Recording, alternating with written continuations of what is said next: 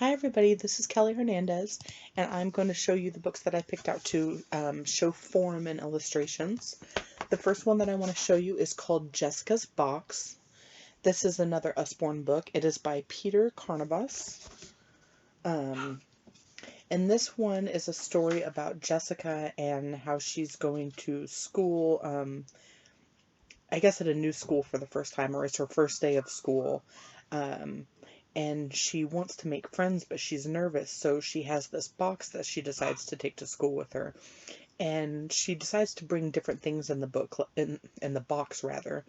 Like one time she brings a teddy bear, and then another time she brings her puppy. So she brings different things, and basically her goal is to intrigue the other children and to make them interested in what she has, so that she has something to get their attention and to help her make friends. And so this story follows along as Jessica has taken her box to school, and it follows that whole story. So uh, the part I want to focus on for form in this one is actually on the box itself, which is, of course, a central feature of this story. You have her box with her little teddy bear on top there. And then, of course, she has her box here that she has filled with cupcakes, because we know cupcakes are a great way to make friends.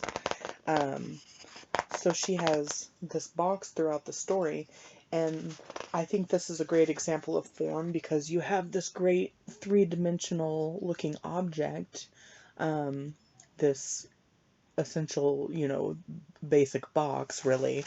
Um, but it is, of course, the main focus of the entire story is Jessica's box. And so I like this one for a good example of form because the box is so central to this story. It's on virtually all the pages. So I like that one as an example of form. But this one was also a good example of color for a couple of reasons. I'm going to go back to one of the first pages.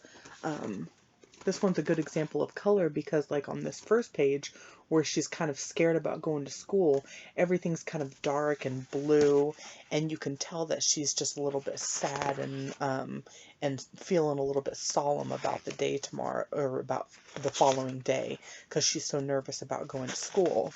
And then we have, when she pulls out her teddy bear, we have this bright yellow page. I don't think it looks as bright as it does in person, but this bright yellow page where she pulls out her teddy bear, and she's really excited about pulling out her teddy bear.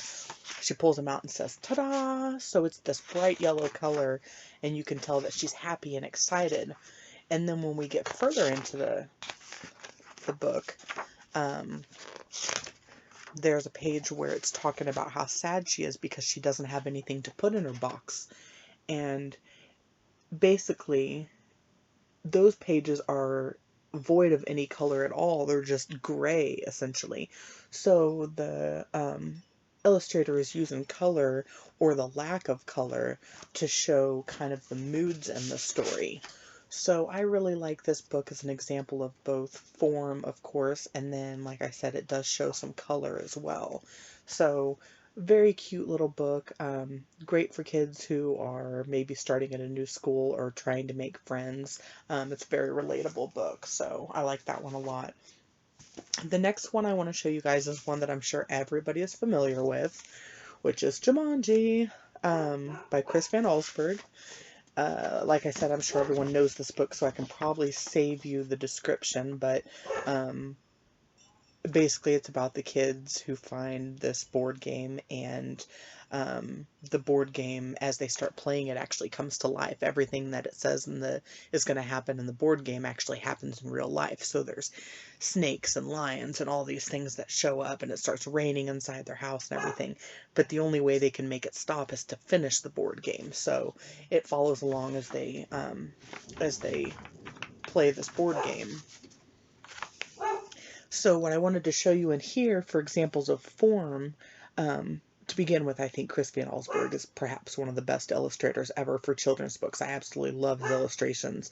What they lack in color, they make up for with detail and just these rich richly detailed pictures. They're just gorgeous. So this one, as you can see, we've got this ball in the front, so we've got this nice round ball to represent some form there. There's so many things on this in this book that just seem like they're basically coming out of the book at you. I particularly like this page. I don't know why, but again, you can see these nice round, so like cylindrical almost lamps that you can see the form. They just are coming out at you. And then the same with, where's it at? Oh, with this one.